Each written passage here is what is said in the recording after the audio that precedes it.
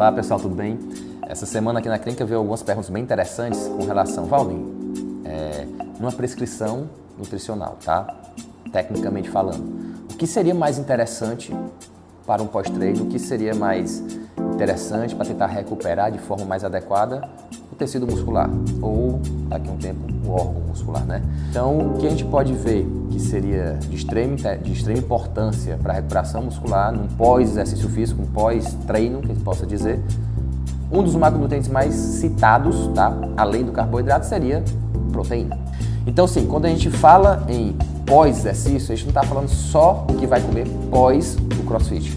A gente fala o que ele vai comer às 24 horas pós-CrossFit. Então, normalmente, quando a gente fala o que é que eu devo consumir no pós-treino para poder melhorar a minha recuperação, eu me reporto à alimentação pós-exercício e todas as outras subsequentes até o dia seguinte. E quando a gente fala com relação às proteínas, a gente vai ter que calcular essa proteína ou em cima do peso corporal do indivíduo ou em cima da massa magra dele, tá? Hoje em dia já tem alguns estudos já veiculando em cima do tecido magro do indivíduo para poder fazer esse cálculo mais preciso.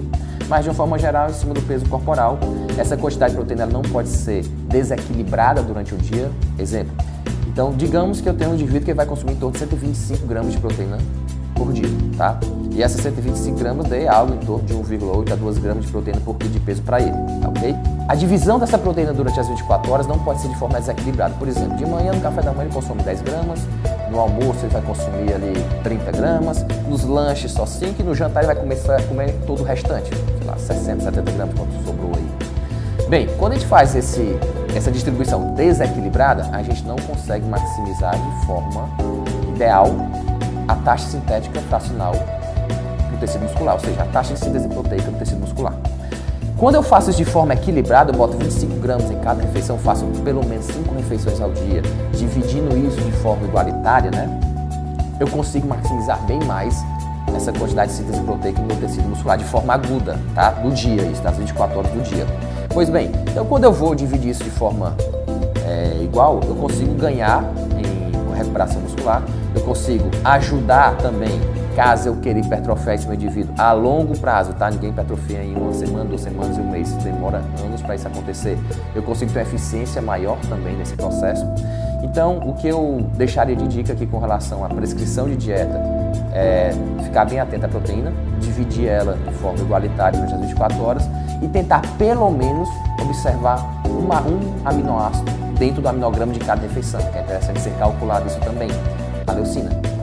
Apesar de a gente ter que ter todos os aminoácidos essenciais, vai ter que ter em cada refeição uma quantidade mínima de aminoácidos essenciais, tá?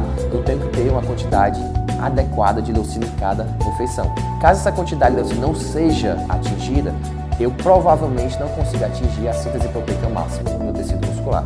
E isso eu não consigo fazer isso de forma adequada nas minhas 24 horas, vai ter momentos das minhas 24 horas que eu vou ter uma síntese máxima, momentos que ele vai cair muito, e eu vou estimular e não chego na máxima de novo, exatamente porque eu não adequei todos os aminoácidos essenciais, inclusive a leucina, que ela seria, digamos, o aminoácido limitante para essa síntese proteica máxima, tendo em vista que eu tenho que ter todos os essenciais, ok? Então, dica, observar a quantidade de proteína adequada para aquele indivíduo, que a dieta esteja hiperproteica.